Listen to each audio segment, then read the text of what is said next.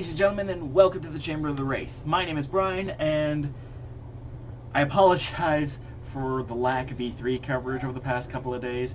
I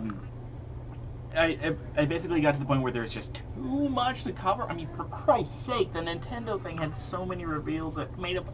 Its little reveal recap was 5 minutes long. And that included Banjo and Kazooie being in Smash. But that's besides the point. I'm just letting you know what's going on. I might do like an ultimate recap at the end of the week, but no promises there. What you're, now, for the actual content of this video, the Ability Almanac for Liu Kang. Let's check him out. Liu Kang traditionally has had at least one sort of stance-based move, and in Mortal Kombat 11, you can equip 2 different stance-type moves. Starting with Shaolin Stance. This can be cancelled for 1 bar, go into a mid-overhead mid-auto string, or a swift low, which you can use to mix up your pressure and add deadly combo potential. Next up is Nunchaku Stance. This allows Liu Kang to do several different things. One of the most notable things is he can absorb projectiles, parrying them and preventing them from coming into play, which makes him fairly decent at anti-zoning and allowing him to get in. This is also part of one of his crushing blows, which we'll get to in a little bit. Next is Nunchaku Dance, which starts low and allows Liu Kang to kind of combo the opponent and push them back.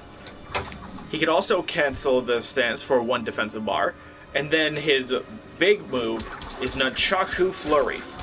It starts overhead, does half-decent damage, and if you perform Nunchaku Dance and Nunchaku Absorb in the round, as well as Nunchaku Flurry, you get a Launching Crushing Blow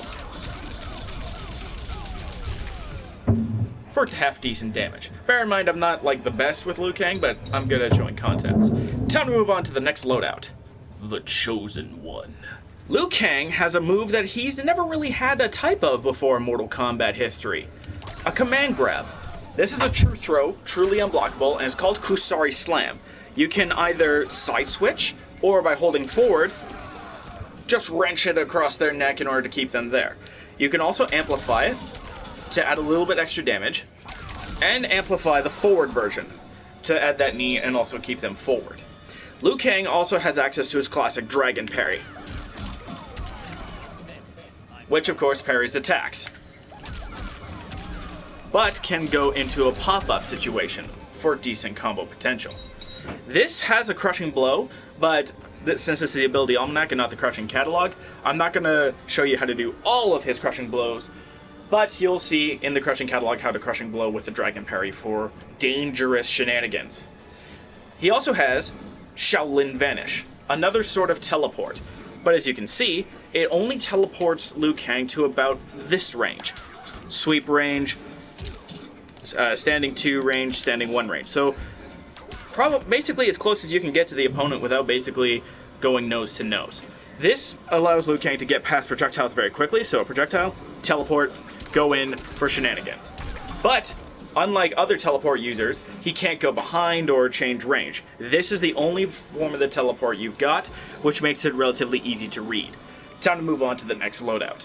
The only new move that Dragon Within brings that you've not seen yet is Energy Parry, which does exactly what you would expect. It's just a projectile parry that you can do a little bit quicker, if I was actually good. How about here? Then going into Nunchaku Stance and then doing this. It's just one command, quick, and done. Time to move on to the next loadout. Dragon Fire allows Liu Kang to buff his damage up in order to do 20% more damage, which is pretty dangerous because 20% more damage on strings allows for 33% quarter carries, for instance. It also augments some of his other moves.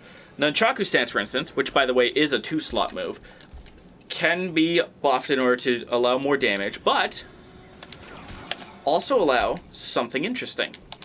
I'm pretty sure this is also true with the Energy Parry, but you'll see it in a second. Reversal Zoning.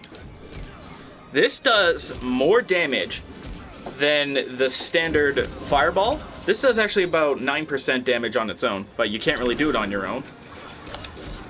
You have to stop projectiles in order to get that. Still, very handy, and a good way to say, hey, cut it out! Time to move on to the next loadout. Dragon Fire unlocks the ability to equip another ability, Dragon's Gift. This allows Liu Kang to perform several different teleport attacks. Dragon's Gift.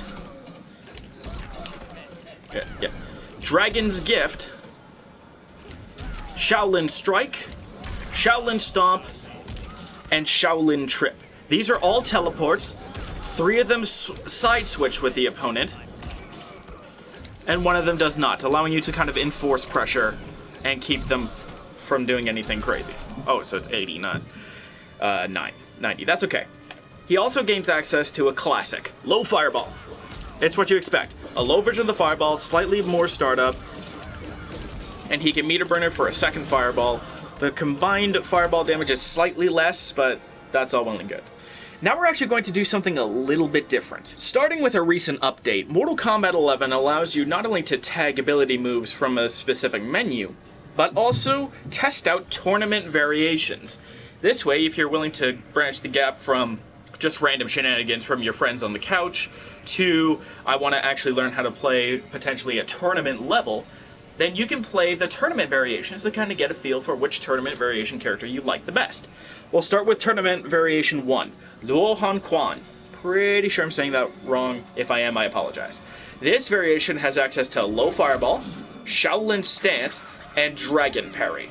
A fairly standard Liu Kang variation with decent zoning, stance potential, and the Dragon Parry in itself makes this very strong because it allows Liu Kang to parry attacks and then potentially pop them up for big damage. Time for the final tournament legal variation. Wuxi Legend allows Liu Kang to use Dragon Fire and Dragon's Gift, as well as Energy Parry. This allows Liu Kang to essentially get around zoning very effectively. First, he can Energy Parry, and then he can also use Dragon's Fire. Yes, it does work. In order to stop the zoning, and then side switch with the opponent, going into combo shenanigans with the Dragon's Gift attacks. Now, after this fatal blow, we're going to go through all of the frame data for each of the moves. I hope you enjoyed this video. Don't forget to be awesome, and I'll see you guys next time.